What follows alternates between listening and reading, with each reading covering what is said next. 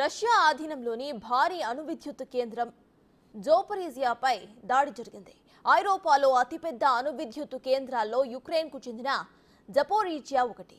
దీంతో జపోరీజియాలోని కూలింగ్ టవర్లో భారీగా మంటలు ఎగిసి పడుతున్నాయి. ప్రస్తుతం ఈ ప్లాంట్ నియంత్రణ రష్యా ఆధీనంలో ఉంది. అయితే ఈ ప్లాంట్లో మాస్కో దళాలే పేలుళ్లకు పాల్పడ్డాయని యుక్రెయిన్ అధ్యక్షుడు జెలెన్స్కీ ఆరోపించారు.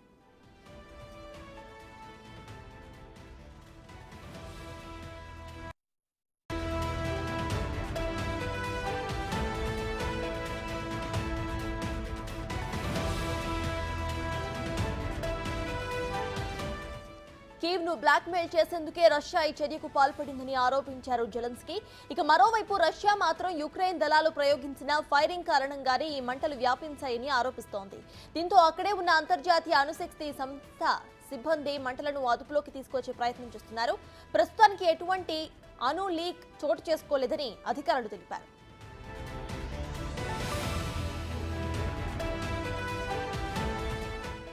2022లో రష్యా దళాలు ఈ అణు కేంద్రాన్ని తమ ఆధీనంలోకి తీసుకున్నాయి. దీంతో 2 ఏళ్ల నుంచి ఇక్కడ విద్యుత్ ఉత్పత్తిని నిలిపివేశారు. మొత్తం ఆ రియాక్టర్స్ ను ఏడాది ఏప్రిల్ నుంచి కోల్డ్ షట్ డౌన్ లో ఉంచారు. అయితే ఈ ప్లాంట్ కూలింగ్ టవర్ పై డ్రోన్ దాడి జరిగిందని అంతర్జాతీయ అణుశక్తి సంస్థ స్పష్టం చేసింది.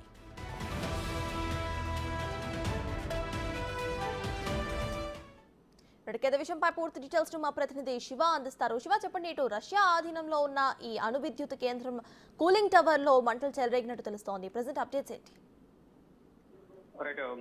రష్యా ఆధీనంలోని భారీ అణు విద్యుత్ కేంద్రంపై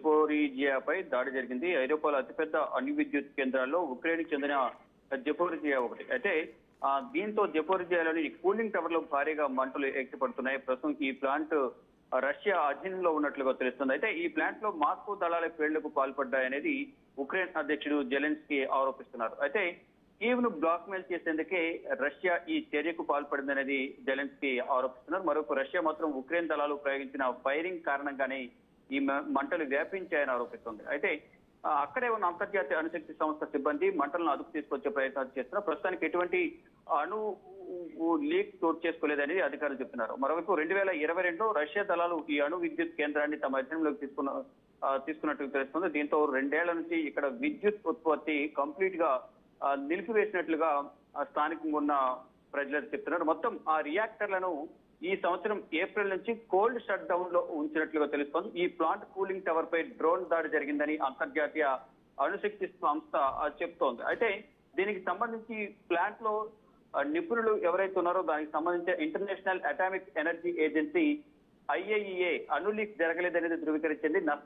నష్టాన్ని అంచనా వేయడానికి సైట్ కు వెంటనే వెళ్లామనేది వారు చెప్తున్నారు. అణు భద్రతపై ఎటువంటి ప్రభావం పడలేదు అనేది కూడా ప్రధానంగా అక్కడ ఎటువంటి నివేదిక సమర్పించలేదు అనేది అక్కడ ఉన్న స్థానిక అధికారులు అయితే చెప్తున్నారు. అయితే ప్రజెంట్ అక్కడ ఉన్న ఘర్షణల మధ్య ఈ ఆందోళన అనేది అణు విద్యుత్ ఉత్పత్తి కేంద్రంపై జరిగిన దాడి అనేది ఇంకా ఆందోళనకు దారితీస్తుందని ప్రధానంగా చెప్తున్నారు. అంటే 2వ ప్రపంచ యుద్ధం తర్వాత అతిపెద్ద సరిహద్దు వివాదంగా దీన్ని అభివర్ణిస్తున్నారు. ఫిబ్రవరి 2022లో ఈ ఘర్షణ ప్రారంభమైనప్పటి నుంచి యుక్రెయిన్ చేసిన అత్యంత విజయవంతమైన సరిహద్దులో జరిగిన దాడిగా కూడా అక్కడున్న ప్రజలు చెప్తున్నారు. రష్యా రక్షణ మంత్రిత్వ శాఖ చొరబాటును తిప్పుకొట్టడానికి చేసిన ప్రయత్నాలను ప్రధానంగా వివరించింది. అయితే ఉక్రెయినియన్ దళాలు ఇప్పటికే టోల్సినో అలాగే ఒబ్జీ గ్రామాల సమీపంలో అక్కడ కార్యకలాపాలను నిర్వహిస్తూ ఉన్నారు. అక్కడ ప్రహార కాస్తూ ఉన్నారు.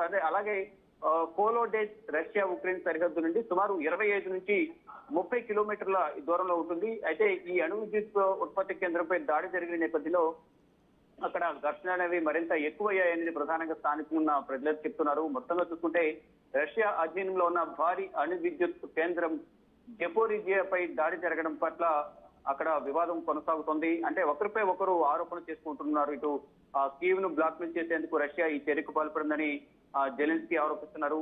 కానీ ఇక్కడ వేరే దళాలే దీనిపై దాడికి పాల్పడ్డాయనేది మరొకరు ఆరోపిస్తున్నారు. అంటే ఈ దాడి ఎవరు చేసినప్పటికీ కూడా ఇక్కడ ఒకరిపై ఒకరు ప్రధానంగా ఆరోపణలు చేసుకుంటున్నారు. ఈ అణు విద్యుత్ ఉత్పత్తి కేంద్రంపై జరిగిన దాడి వల్ల అక్కడ ఘర్షణలు అవి మరింత తీవ్రతరం అవుతున్నట్లుగా తెలుస్తోంది. థాంక్యూ శివ.